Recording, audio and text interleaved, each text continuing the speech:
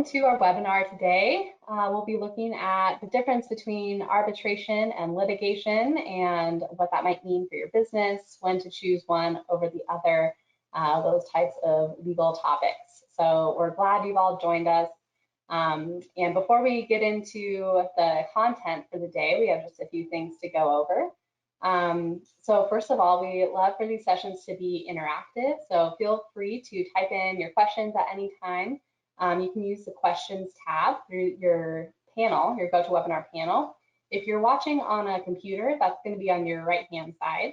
And if you're watching on a mobile device, it's probably down at the bottom of your screen there where you can type in your questions. And we'll get to those throughout the presentation. Yeah, I think, oh, and also we will be recording the session. So if you do, you feel like you're scrambling to take notes or anything like that, don't worry. You will get an email with a link to the recording. It also goes on our video library on our website. So you can visit that at northmetrosbdc.com at any time to see all of our past recordings, and this will be uploaded to that page on our website. You can always access the information. So I'm Hannah Curtis. I'm a coordinator with the North Metro Small Business Development Center. We offer free one-on-one remote consulting. We also offer educational services such as this webinar. So we're so happy you have joined us today. Want to introduce you to Samantha Peaslee, who is our instructor for the session today. She is an attorney with Polaris Law Group and also an SBDC Legal Consultant who has put this material together for us. So thank you so much for being with us, Samantha. I will turn it over to you. Absolutely. Thank you, Hannah. Always love doing these presentations for the North Metro SBDC. Welcome to everybody today. Always glad to have people come join us for the legal topics to try and show that we attorneys aren't always scary. The topics aren't always scary, although this one can be a little scarier than some others. But it's a very common question that we get. And so I like doing this presentation as a way to educate people about some choices at a time when you're not absolutely overwhelmed and terrified by things. So that's what inspired today's topic, arbitration versus litigation, what those options are for dispute resolution once you have passed those points of negotiation. Now, I do have to always give our legal disclaimer that this presentation is not intended to be legal advice. And similarly, when you're asking questions today, if I give you the comment of I'm sorry, that would be best handled in a one-on-one consultation, I'm not trying to brush you off, but sometimes these legal topics may have different answers depending on your situation, depending on the person. This is meant to be broad topics, educational. Would love to get some questions on the details of what I'm talking about and on some general small business practices. But if you can, when you ask the questions, try and keep it applicable to as many of our attendees as possible. We always appreciate that. Things like what should go in a contract, what happens if you're a service provider, what happens if you're a childcare provider, what if you sell goods online. Those kinds of questions are going to be much more fitting and are not, in fact, the individual legal advice.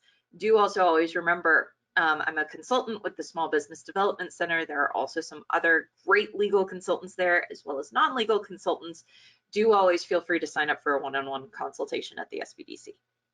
So now that we've gotten that out of the way, let's go into the law, right? So why are we talking about arbitration and litigation? What is so important about arbitration and litigation? Well, so most people who aren't attorneys don't in fact think about dispute resolution until they're in a dispute. And then it's this incredibly stressful situation. You're not at that point thinking about what works best for your business. A lot of times at that point, options are kind of narrowed down for you. At that point, if the parties can't agree on something, you're stuck with the defaults, which may be fine, but may not be appropriate in your situation. So it's good to think about these things ahead of time. It is very easy to plan for ahead of a dispute. However, it's very hard once you're in a dispute. It's very easy to kind of think about what the best option is prior to those emotions and that engagement being a little bit heavy. Additionally, once this can impact the time, the cost, and the confidentiality of a dispute, which are all things that are really important to us as business people, to us as small businesses. Our time matters, the money matters, and the confidentiality of our processes, of our products, really does make a difference. And so because this is a big impact on the way that you run your business, it's a good thing to think about ahead of time. And then it also will impact that sorts of decision making in a dispute, which can be really important to you. Who do you want to be making this decision? Obviously, most of us want us to be making the decision, but we're going to assume that we've passed that at this point. Do you want the law to be making a decision, or do you want a professional in your industry making this decision? Do you want one neutral person, or do you want a team of 3? That all makes a difference, and it makes a difference for different kinds of businesses. So that's why we're looking at this topic. The big picture on this, I'm going to say this right at the outset. I kind of hinted this when I said everybody has individual differences here. But to start out with, there is no right answer on arbitration versus litigation. Both of them have some pros and some cons that we'll go through. Different ones are better for different situations. There may be a better answer for your situation. Sometimes there may even be a right answer. But there's no fix-all answer for all situations. So I'm not here today to try and bias you in one way or the other, although I do think sometimes some of my biases do come out a little bit in this presentation. But even with those, there's always going to be a different decision for each situation. So don't think that this is going to come out of here and you're going to think, I should always do litigation or I should always do arbitration. That shouldn't be the case. So I also want to address some of the assumptions that I am going to have in this talk before we get too far into it, just so that you know what areas we're in. First of all, this is only relevant for civil issues and not criminal issues. Arbitration is not available in criminal issues, and in criminal issues, you're not really two parties, you're the state, the county, the city versus an individual. So I am assuming here that we're not talking criminal things. If you have an employee who has stolen from you, if you're working on getting something back from a fraud case, those might be dealing with criminal things. We're not going to deal with those ones today. Additionally, I'm going to assume that we're mostly dealing with business context. So I'm not going to be assuming that we're doing a lot of things like landlord tenants. I'm not going to be assuming that we're a friend and a friend. Also not assuming that we're doing things like personal injury. That's not really what we're talking about today. I'm going to be assuming that we're talking about litigation versus arbitration from the decision of your business decisions. Additionally, I'm going to assume that we are in contractual situations. Part of this is twofold. First, arbitration can only be agreed to by the parties. You can't force somebody into arbitration. So sometimes that can be done at the eve of the dispute. But like I said, oftentimes once we're in a dispute, we're not really agreeing on much. So typically to have arbitration, you must have an agreement to arbitrate. Therefore, you must have a contract of some sort, not handshake agreements, not even just the employee handbook as far as that goes. I am assuming that there is a contract between the parties that you have had some part in negotiating or drafting. Now, sometimes also you may be receiving a contract and you may see these phrases like arbitration or litigation and may want to understand what that means before you sign on to them, but I'm still assuming that there's a contract in place here. So those are the contexts that we'll be talking about this in. And again, those are mostly going to be the context where this question is appropriate anyway. But if you do have questions about those other contexts, do feel free to sign up for a consultation. We can always chat. So getting into that, now that we've gotten those sorts of baselines in there, let's jump straight into it. What is litigation? What exactly is this primary thing that we're worried about? So litigation is a public process for handling disputes within a court system that is initiated by the filing of a formal complaint. So this is that when you see that judge and that jury, or just the judge, when you're watching Law and Order, when you're watching those lawyer shows on TV, that's litigation. And if it is litigation, again, we're assuming that this is in a civil context, but everything in litigation is public. You started off by filing that complaint, so you have that formal complaint process. You have a formal set of rules that you're following. But then within each of those different situations, it may look a little bit different. And I didn't say this initially, but hopefully all of you are here on that preventative for your business side, and none of you are here because you're in the midst of a litigation and wanting to know what you're in for. Really hope that that's not the case. However, if it is, I'm very sorry, and hopefully you'll be able to learn a little bit more about what that is here. So yeah, the first thing that you're going to look at is what kind of court, what court system are you in? Typically, we're dealing with, we call it one of two court systems, the state court or the federal court. If it's state court, you may be county level or you may be district level. You may even be small claims or collection, small claims level. Collections also tends to be in county court or small claims. But typically what level of state court you're in depends on the amount of money involved, and whether you're in state or federal court depends on the claims involved, whether it's you're dealing with a state law or a federal law.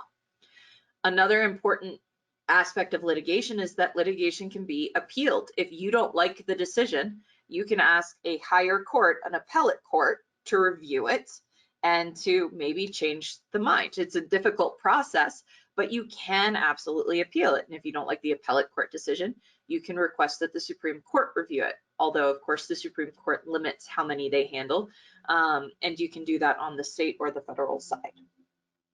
So that's litigation. We're going to dig a little bit deeper here. The 5 W's, or here, the 4 W's and the H, because we just talked a little bit about, well, we don't really need to know the why. The why is that you're in a dispute. So in litigation, who makes that decision? There are 2 options, a judge or a jury of peers. The judge will make that decision for something like small claims court. We don't have juries with small claims, so if it's under $7,500, it's going to be entirely judge decided. Judge can also make a decision if both parties waive a jury trial. This might be something that you see in some of your contracts, especially with larger companies, is you might see in big, all caps, bold letters, waiver of jury trial. You're agreeing at that point to not have a jury, even if you're going to litigation. So you're having a judge decide. Jury, oftentimes with county court, is 6 jurors, and if it is with district court, it's often 12 jurors, and then they'll be pulled from the pool of how big or small you're going into. What are you going to get at the end of the litigation? What resolves it? Once you're in litigation, you can have a settlement, which is voluntary, meaning that the parties are going through that process, and over the course of the process, they decide they don't want to be in that process anymore. Maybe they've learned some information that tells them that they should resolve this now. Maybe the cost is getting too high, the time is getting too high. Maybe they just needed to get that process started in order to be willing to come to the table. Maybe emotions needed to calm down. They needed some time to pass. So you can terminate a litigation through the use of a settlement. A lot of state courts will require mediation these days. Not always, but that is one way to get a settlement in there. If you don't get to a settlement, you get a judgment. That is an order. That is a ruling of the court that has to be followed unless it gets appealed. And if you don't follow it, you may be in contempt of court, you may face fines, you may even face some jail time, depending on how you don't follow it. But at the end of it, you get a binding resolution that somebody tells you what to do, or you decide to resolve it yourself prior to that. It typically takes 8 months to 2 years. That will vary depending on which court you're in. That will vary depending on the complexity of the case, how many witnesses, how many documents, how much money is at issue. If you're going into complex commercial litigations or federal litigations, it can take 5, 7, 10 years. If you're going through the appeals process, obviously that will take longer. Most of the courts also these days have processes for expedited cases if your case is appropriate for that. That usually requires less discovery, less of that process. and often is limited to cases of a smaller monetary amount. Where is it? It's in court.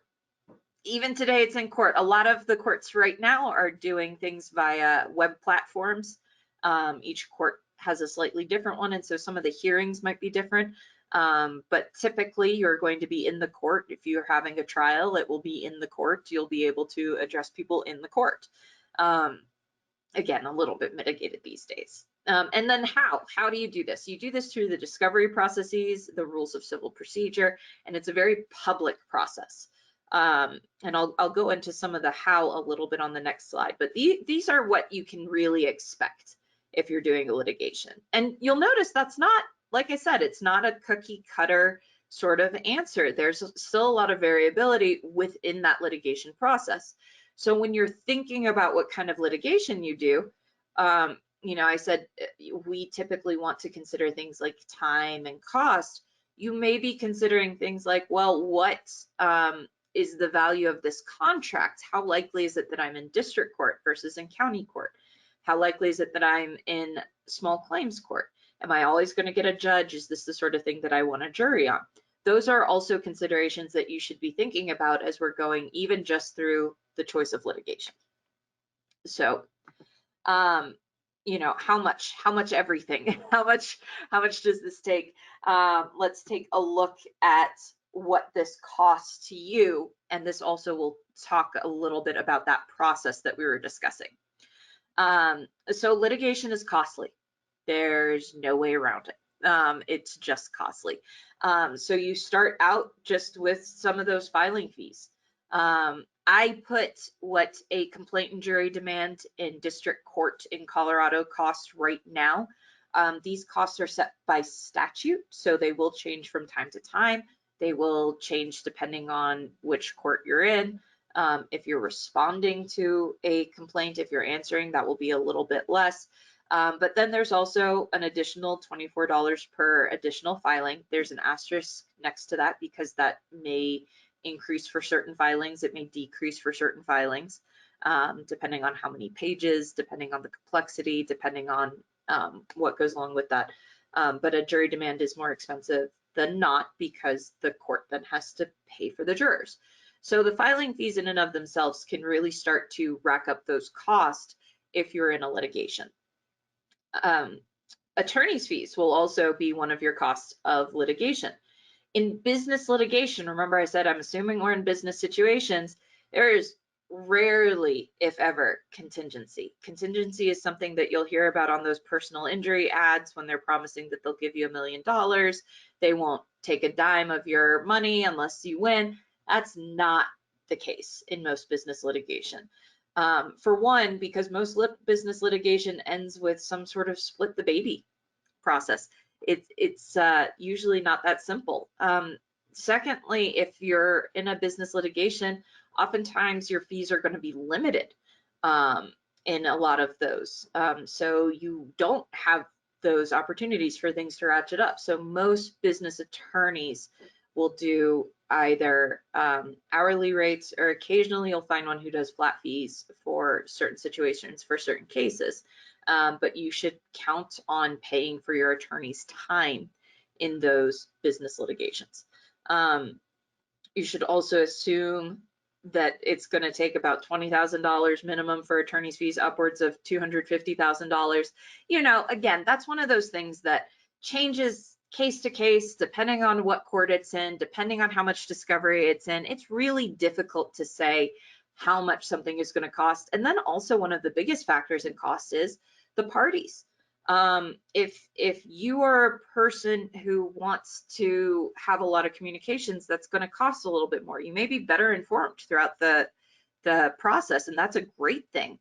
But that can increase costs. Alternatively, if you're going against somebody who wants to file every single day and your attorney is having to respond to all of those because you can't just leave them be, that's going to cost more. And you have no control over that. So it can be very variable in how much those attorney's fees can cost, but they can get very high very quickly. And another thing to think about with that is you might have to end up paying the other side's attorney's fees. Now, the flip side of that is they may have to pay yours, Where you should look for this is that contract. So typically attorney's fees are not going to be granted by statute for most business law issues, meaning that if it's not in your contract, each party has to cover their own, most likely. Each party may have to cover their own anyway. There's a lot of things that factor into that, but you should always know if there is that attorney's fees provision in there, not only may they have to pay yours, you may have to pay theirs, which means you might be having to pay 2 sets of attorney's fees, which is not fun. Similarly, if a court does end up splitting the baby, you might both have been winners, and so you still each have to pay your own attorney's fees. So that's a huge cost to consider in litigation. Then you have to think of those third-party costs. So oftentimes a litigation won't just involve the 2 parties and their attorneys. That's great when it does. That means it's much shorter, it's much more expedient, it's much cheaper. But if you have witnesses coming in, you may have to pay for their time. If you have experts, you may need a report written, especially if there's something that involves a lot of technical expertise, not just technological expertise, technical expertise. Then you have to pay for the expert to come in and write an initial report. You will often have to pay for their deposition. You'll then have to pay for their time testifying in trial.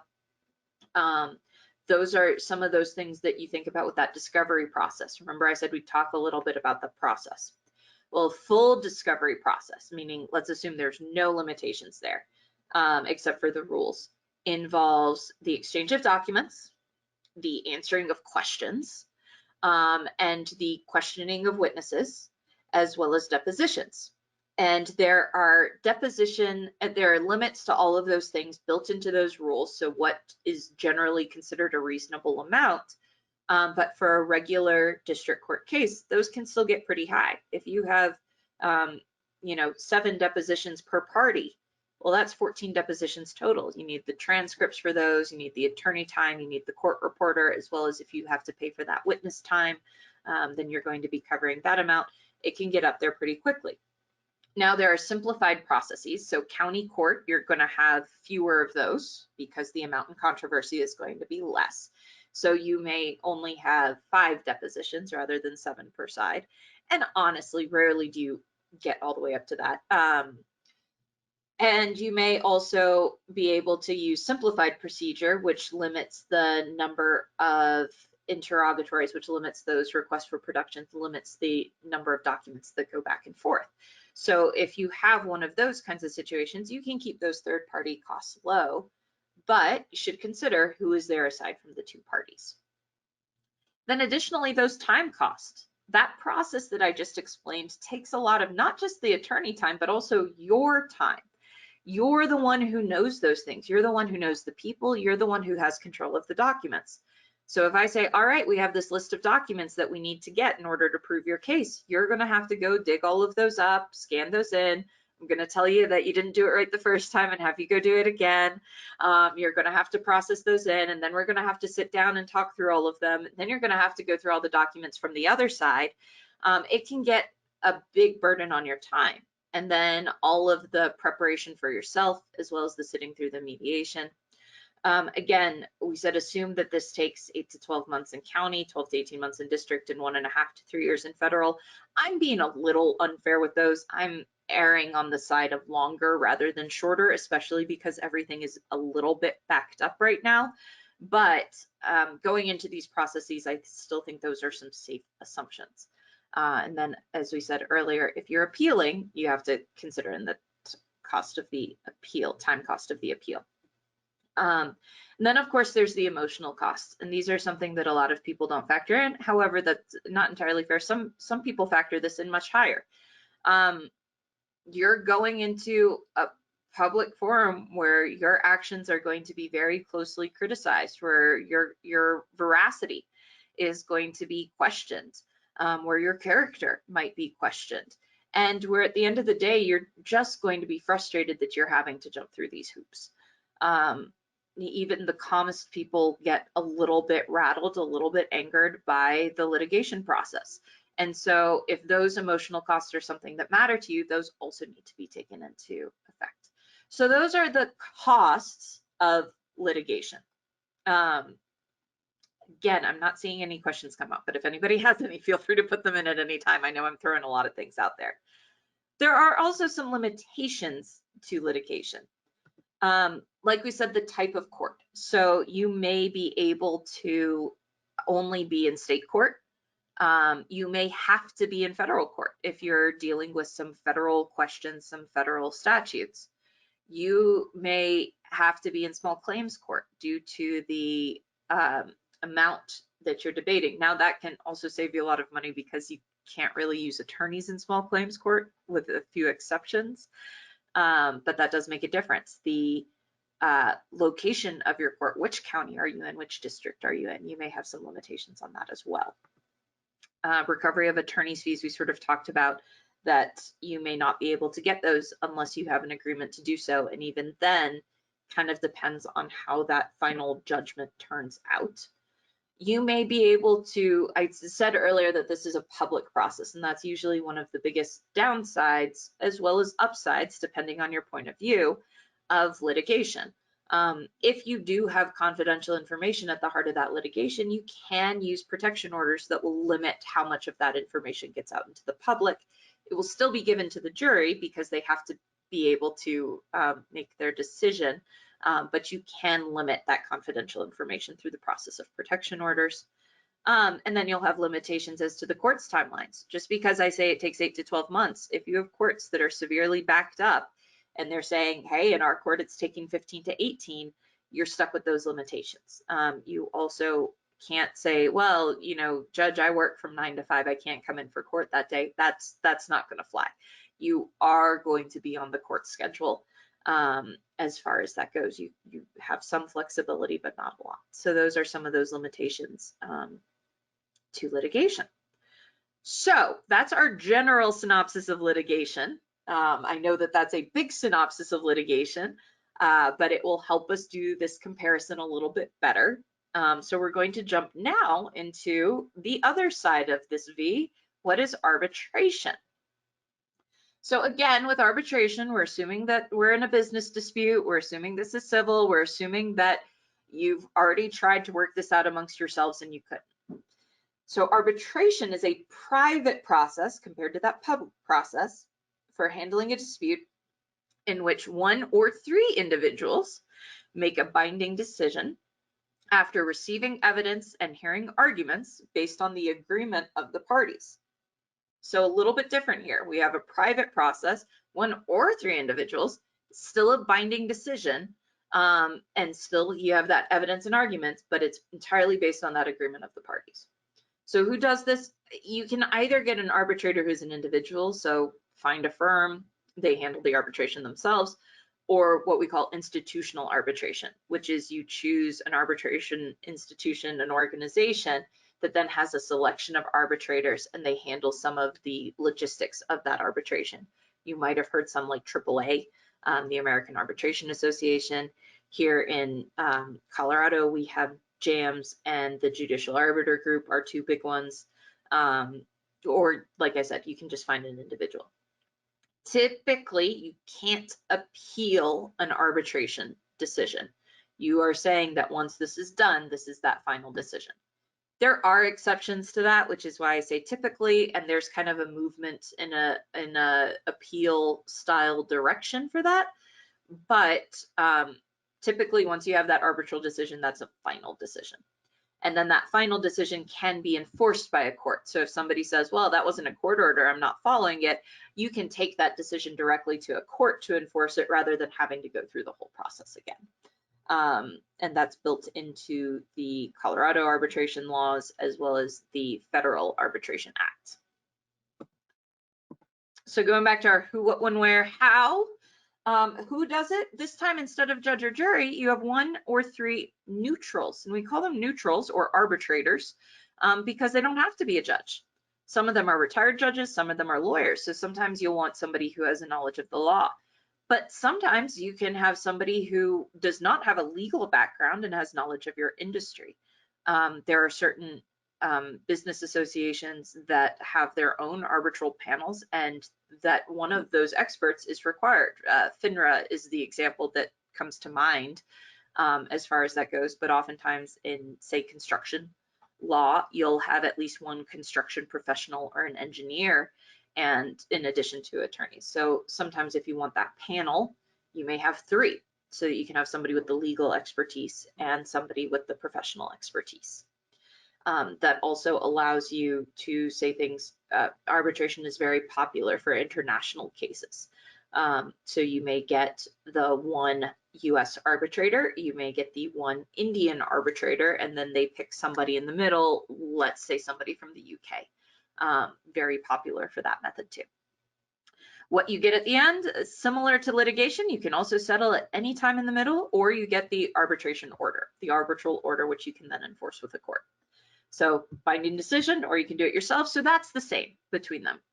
How long does it take? Typically 6 months to a year. You can have arbitrations that take longer, depending on their volume. If you're doing a complex commercial arbitration with 100,000 documents, it is also going to take a long time. But oftentimes it will be a little bit shorter, especially if you choose an arbitrator who has more availability in their schedule. Where do you have it? Often at the arbitrator's offices, but you can have these remotely. It was more common to have some of these remotely even beforehand, under certain situations, but oftentimes at an office building, wherever that arbitrator is. How you do it? This is more a la carte. It's not just full discovery, here are the rules, go ahead, see which rules you fall under. You can pick and choose what you follow and what you don't on this one. You can follow the rules of the institution. You can follow local court rules. You can still follow the same rules of civil procedure that cover you in litigation, or you can choose a different or more abbreviated set of rules. You can choose to have full discovery or more limited discovery, and not just the way that simplified discovery says, but limit it according to what the parties want. And you can also make it totally confidential, minus the final order, which can be very abbreviated so that it doesn't reveal any of the confidential information. So how much does this cost? If we were talking about how much litigation costs, how much does arbitration cost? Well, there's a lot going out there that says arbitration is more expensive than litigation. This is true and false. Oftentimes the reason that it is said that arbitration is more expensive than litigation is because at the outset it is. Those filing fees are more expensive for arbitration than they are for litigation. The actual filing fees are arbitrator dependent, meaning that they're based on who you got, whether you got an individual or an institution, what the arbitrator's hourly rate is. Usually they require a certain amount of a down payment as the filing fee. If they're an institution and they have they're managing the caseload, it might be a higher filing fee to cover that staff, to cover that paperwork, to cover some of those additional services that you're getting. You may also have case management fees to cover not just the arbitrator's hourly rate, but the sorting through of documents, the writing of the order. So it's a very situational as far as what those are. Typically, the parties will share those initial fees split between the parties. However, there are certain situations in which all of that will go on one person. For example, in employment and consumer arbitration, usually the employee or the consumer will have a very minimal starting fee, just enough to make them show up, and then you as the business carry the rest of it. So that is something to consider as well. The attorney fees, however, are almost identical in arbitration versus litigation. The difference is that you can keep them lower by agreement of the parties if you have fewer frills, if you're doing that more a la carte discovery option, meaning you're just doing less. You still have that other side's attorney's fees risk. You're still not going to do contingency fees. The third party costs are going to be similar. However, if you are limiting things in that agreement, then you may have fewer of those costs. So you may say, hey, one expert apiece and no additional witnesses. That may not be appropriate for that particular situation. It may be appropriate for that particular situation. You may say, hey, no depots. We're just going to do the hearing. That may be something that you agree to, and that would also limit third party costs.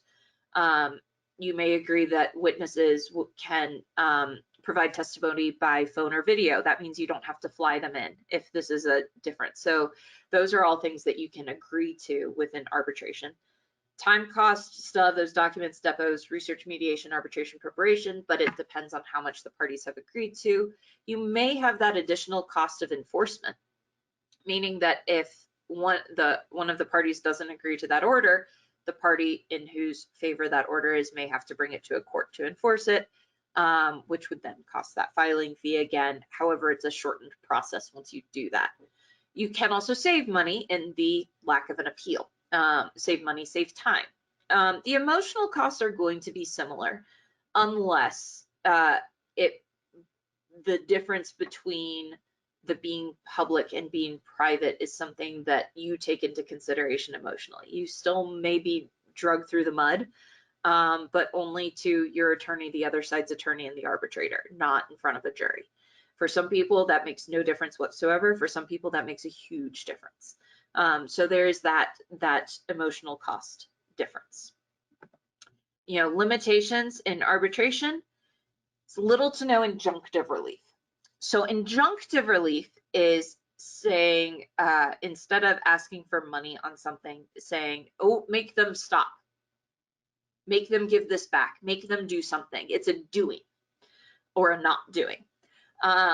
So oftentimes, let's say you have an intellectual property infringement case. Somebody is using all of those photos from your website. You're a small business photographer. You have these great prints up for sale on your website, and somebody is taking them and selling them. You want your money back for that, but also you don't want to wait 2 years to make them stop. That's going to hurt you. And so at the beginning of a case, you can ask a judge for something called a preliminary injunction, meaning, hey, make them stop during the course of this case. If they win at the end, then they can keep going again. If you win at the end, they've already stopped, so it hasn't hurt you any. It can be hard to get that injunctive relief in a arbitration without going to the court. Now, some arbitral institutions, some arbitral rules have injunctive processes that the parties can agree to. You know, same with what I said, arbitration is very molded by the parties. But if you don't have that agreed in, you may have to go to the court to get the injunctive relief, and then back to the arbitration for your regular relief, and then back to the court for the enforcement. And that can be a tough limitation there. You also have no jury. That matters a lot to some people. Sometimes it's a case that you really want a jury on. You really want your peers to be able to make that decision. Has to be done by the contract or the agreement of the parties. So you can't pull somebody into arbitration. You can't have a unilateral agreement. Now, there's a lot of ink spilled on what a unilateral agreement is. I will tell you now that consumer contracts and employment contracts have been upheld as not being unilateral agreements, and that can give rise to arbitration. But in general, this should be something that you think about. It's not something that you give up lightly. And the enforcement is done by the court. You have a binding order at the end of it, but you then have to go to the court to enforce it if one person isn't following. You can still have those protection orders even if you decide not to do a fully confidential arbitration. Couple other limitations on arbitration. I just wanted to bring these up. The employment and consumer context. You may have those fee shifting rules. The other thing to bring up on these is that you may have some administrative processes to go through before you can get to arbitration. Same way with litigation, you sometimes have those other administrative processes to follow first, but those are important to keep in mind when deciding whether you are going to try and use arbitration in these contexts. So I've said a la carte a couple of times. What do I mean by that? What can you actually choose when you're doing arbitration? Why does that make a difference? And this will also, I'll be able to compare a little bit with what you're doing in litigation. Again, there are some choices that you make with some of these in litigation as well, but it tends to be more along what rules you're falling under and if the parties can agree on things. Whereas these ones you can sort of choose from the beginning if you're doing it with arbitration. So first of all, you can make rules about your arbitrators. You can decide if you're having that one arbitrator versus 3 arbitrators. We're agreeing to arbitration with a sole arbitrator. We're agreeing to arbitration with a panel of 3 arbitrators. You can choose what the arbitrator's expertise is. At least one arbitrator must be a former judge. At least one arbitrator must have been an attorney for at least 20 years. At least one arbitrator must be an expert in the field of construction. I also like this in the field of technology. At least one arbitrator must have expertise as a software developer. That can be really helpful. Qualifications, kind of similar to that expertise, must be barred in the state of Colorado. Must have owned a Better Business Bureau A+ business. Must have at least a master's degree. Those are the sorts of qualifications you can have, as well as duration. Must have been an arbitrator for at least 10 years. Must be certified by the American Arbitration Association. Those are some qualifications you can choose. Choose whether it's an institution or an individual. Now, I always caution, if you're going to choose name an actual individual as an arbitrator in your agreement, or if you're not going to name the arbitrator in your agreement, to have a backup. So for example, if you're saying, hey, we agree to arbitration with Joe Smith in the event of a dispute between the parties, and then Joe Smith retires. This has happened. Then what do you do? Does that negate your whole arbitration clause? No, it doesn't have to, but now the parties are fighting and you don't have an arbitrator. Similarly, you don't have to choose at the outset. You can say, well, the parties agree to arbitration with a sole arbitrator within Westminster, Colorado. And the party shall name an arbitrator within 14 days of the dispute. Well, okay, well, what if you can't find one that you agree to in Westminster, Colorado? What if you can't find an arbitrator in Westminster, Colorado? It happens. You know, it should be in there. Typically, that would be when you want a backup clause. That if Joe Smith is not available for arbitration, the parties shall then go to the Judicial Arbiter Group in Denver, Colorado. If Joe Smith is not available for arbitration, the parties shall have 14 days to agree on an alternate arbitrator. If the parties cannot agree on an arbitrator, then each party shall choose one arbitrator, and those two arbitrators shall agree on a third arbitrator, and there shall be a panel of 3 arbitrators. Very common as far as that goes. But that can also be sometimes why the institutions are nicer. We agree to arbitration with JAMS Colorado, and then whoever the arbitrators are at JAMS at that time you can go with. But you can choose who your arbitrators are and how you want to pick that. Also, it's very popular these days to pick some diversity inclusion picks. This has been very popular in international for a while. Like I said earlier, the example of we want one arbitrator from Colorado, one from India, and then those two can pick a third from a different country. However, some companies are even saying that we want a panel of 3 arbitrators where at least one is a woman. We want a panel of 3 arbitrators where at least 2 are women. We want a panel of 3 arbitrators where each arbitrator is identifies with a different race. That might be something important to you. So you can pick any of those things as long as they're agreed to in the contract. Always back to the contract with arbitration. Another thing that you can kind of do a la carte is location. So now you can do this with litigation also. Said we'd be circling back to some of that. You can say in your contract that all disputes will be handled in Denver, Colorado, that all disputes will be handled in Broomfield, Colorado. However, if you don't have that in the contract, the default is going to be where the contract is or where the defendant can be found, depending on who that is. However, if you know that you're doing consumer contracts and you're going to be in many different places, it can be helpful to know where everybody is coming for arbitration. We're going to hold arbitration in Denver, Colorado. In international, again, that's exceptionally important, as well as language. Arbitration will be in English. Know your audience, know the context for that. Arbitration shall be in both English and Spanish. That would mean that all official documents need to be written in both. Arbitration shall be in English, but there shall be an official Spanish translation. There can be those aspects of that too. You can also pick your rules and processes. Now, I know a lot of you are going, I don't know the difference between these rules. Like, why do I care which rules these are? This can be when it can be helpful to talk to your attorney and to figure out what are best for your particular industry. But you can choose rules of an institution such as AAA or JAMS, state rules, federal rules. You can choose expedited versions of those rules, and a lot of them have their own expedited ones built in. You can set some deadlines. Caveat with that one.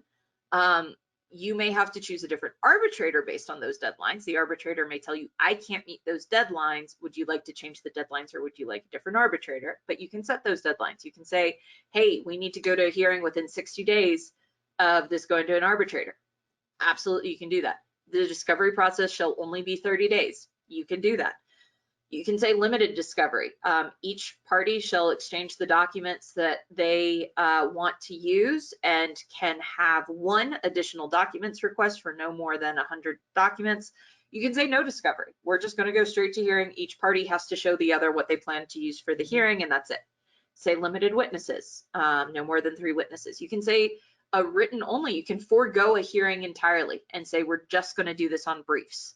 That saves some time, especially if you trust your attorney to do that on briefs. They can submit written briefs, arbitrator can read the briefs, make a decision, nobody has to come in. Those are some options that you can do on each of those. So it's kind of a customizable rules and processes. Those provisional or injunctive remedies, like I said, you can choose how to deal with those if you think that those might be relevant for yours. So you can say, hey, if anybody does need injunctive relief, the arbitrator can grant injunctive relief, and we agree to abide by that order. Awesome. You can also say, hey, if anybody needs injunctive relief, we agree to go to the Federal District Court in Denver, Colorado for injunctive relief. Also fine. Confidentiality. Most arbitrators are required to keep things confidential, and the good arbitrators always will, whether they're required to or not. So at the very least, the arbitrator will keep things confidential. It's not a publicly filed document, so the only thing that will be publicly filed is the order, but then you can also enforce confidentiality on the parties so that nobody can talk about what happens in the arbitration. That can be a very helpful aspect. And then the only thing that is public is a so-and-so got an award of amount, and that's what the order might say. You can have it basically be those 2 sentences for what you enforce with the court. So you can kind of choose your confidentiality methods.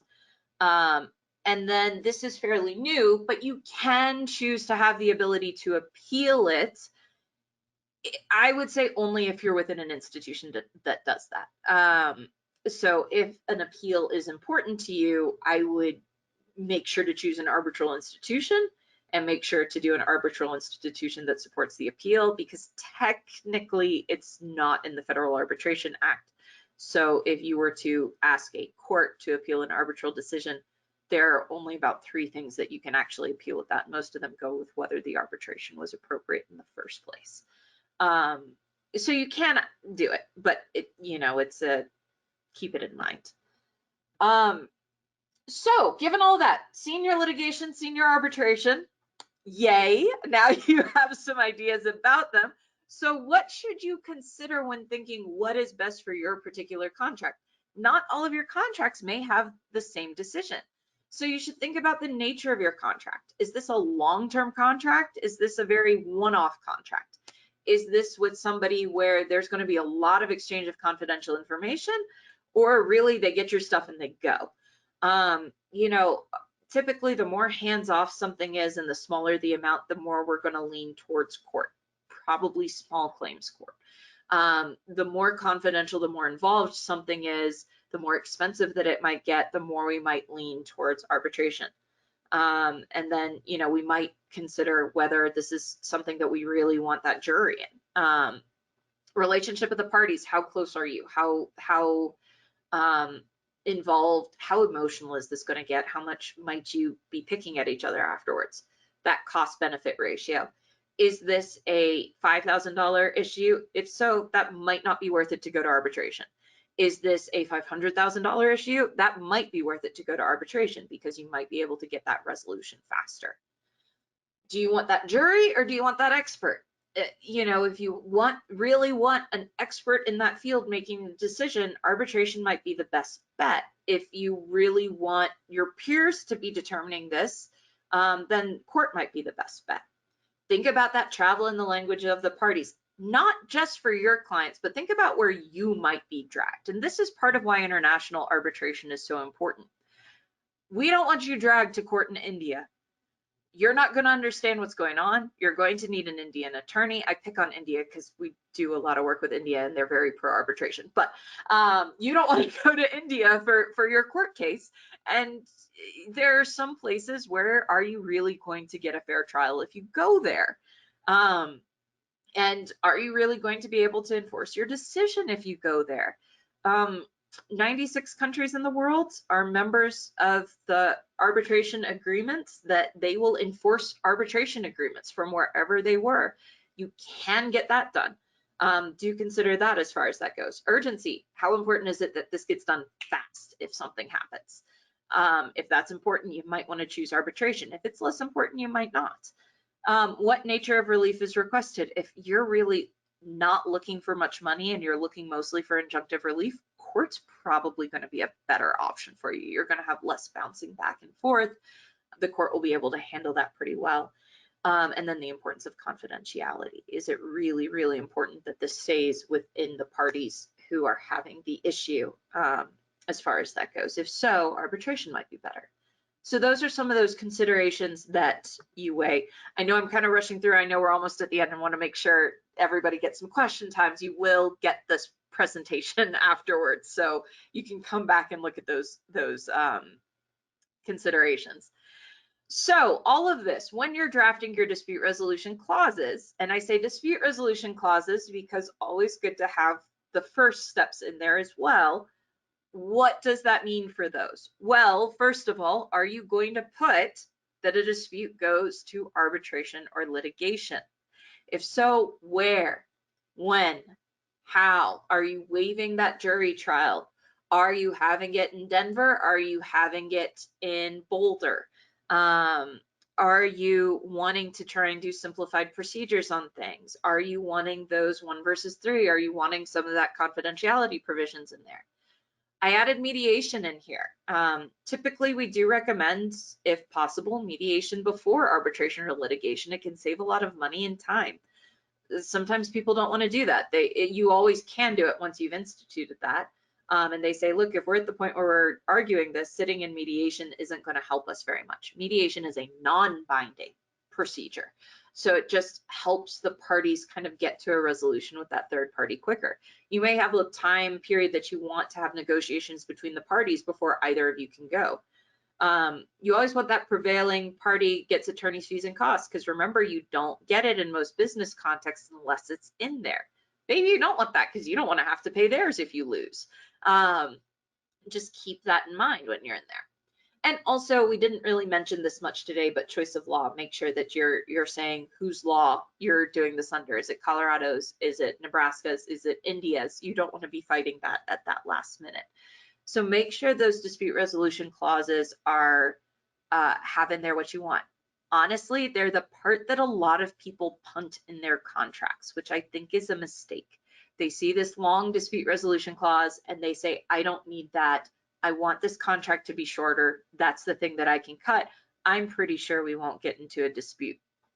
Is that really worth the risk? And do always remember, it's not just if you bring a dispute against somebody.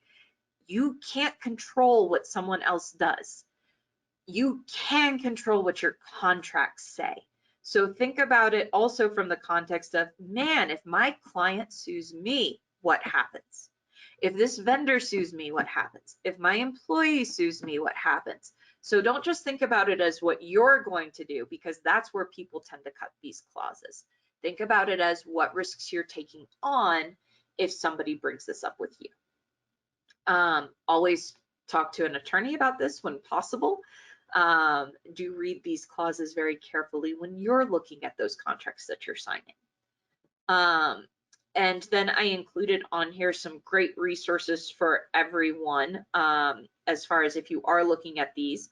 Obviously a non-exhaustive list, but I put the JAMS alternate dispute resolution clause workbook. If you are looking at those clauses and you want to see what some of them say, JAMS is an international arbitration and mediation institute that we have one of in Denver. AAA ICDR drafting, that's the American Arbitration Institute International Court of Dispute Resolution, Conflict and Dispute Resolution. They also have similar workbooks and some suggestions on some clauses in there. I put on there the Colorado Rules of Civil Procedure if you're looking to see kind of what those defaults are if you are in the state of Colorado and what that discovery process looks like. You'll want to be looking at the 20s and 30s particularly for that. And of course, the Colorado Bar Association Find a Lawyer page. If you are a little overwhelmed with this, absolutely go on there and feel free to reach out to one of the great attorneys in Colorado who can help advise you. And of course, always talk to your local SBDC. Although we cannot give legal advice in consultations, we can kind of talk through some of this stuff with you, give you some of that educational bent as well as some of those comparisons of things.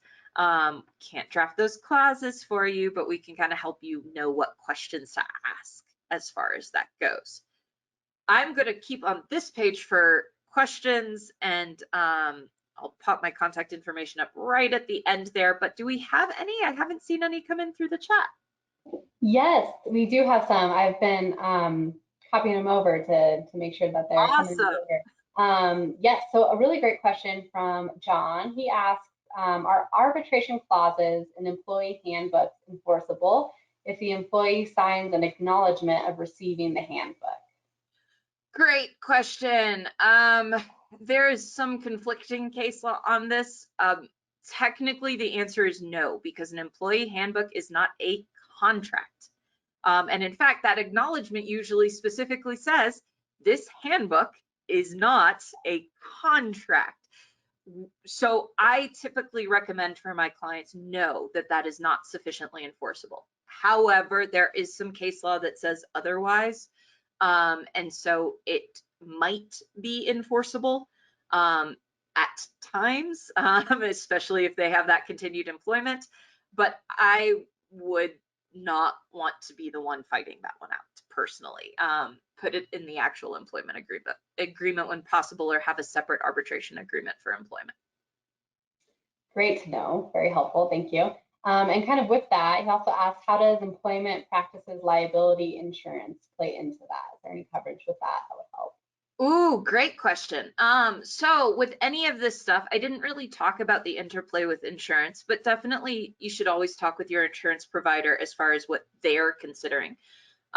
Because if you have something that is covered by insurance and insurance wants to be the one to fund things, they might prefer one of these to others. So some insurance providers may say, hey, look, we only provide X amount of coverage. We highly recommend arbitration. Some might say we don't cover your attorney's fees if you go to arbitration. So always talk to your insurance provider. That is going to be specific with both. If they don't have a preference, it should be up to you and they should cover it either way. Great, great, thank you. And then you mentioned that mediation is non-binding. Can arbitration be broken down into binding and non-binding, or is it always binding? Great question. Arbitration is binding. Part of your agreement to go to arbitration is that it is binding arbitration. I've seen some agreements for non-binding arbitration. Technically, it's not arbitration, and I know most arbitrators are loath to take those sorts of clauses. They say that's not actually arbitration. There is some case law that says if it's non-binding arbitration, the court can't enforce that as an arbitration agreement. So really, if it's that non-binding, you're looking at mediation. You're looking at somebody helping you get to a resolution. Arbitration should only be that binding level. But again, if you reach a settlement dispute in the midst of arbitration, you can agree to settle without that binding resolution. Okay, great. And then a couple quick attorney questions, and I'm thinking this Find a Lawyer resource will be very helpful, but one of the questions is just about how to know what type of attorney they should get for their case, and how to know that they have the right attorney for the specific job and case, things like that. Great question. So I'm going to break this down into kind of two parts. You know, ideally, if you've met me, if you've seen some of my other presentations, you get kind of the gist from this presentation. Very pro preventative, very pro. You should have as a business owner, you should have a business attorney, a good relationship with a business attorney prior to any of these things happening. And for that drafting questions that we're asking, you should have a business attorney. You may see that as business law, corporate law, transactional law, small business law. They say different things. It can be a little bit like navigating a menu at a hospital, trying to figure out where everybody is for things.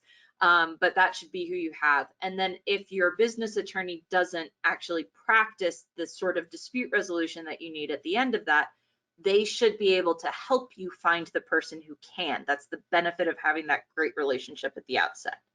However, if you've gotten to that point and you need that, you're looking for words. If you're looking for mediation or arbitration, like ADR, alternative dispute resolution, as well as arbitration or mediation. If you're not sure yet, or if you're looking for litigation, you're looking for things like contract disputes, transactional disputes, civil litigation, commercial litigation, employment disputes, intellectual property litigation. So you're kind of honing in on whatever that is that you need. That's also one of those things where if you do ever have questions on that, that's a great time to call either the SBDC or the Colorado Bar Association. Just say, I don't know what I'm looking for. Can you help me figure out who exactly it is that I'm looking for? I will answer questions like that all day long. Great, great, thank you. Well, those are all of our questions right now.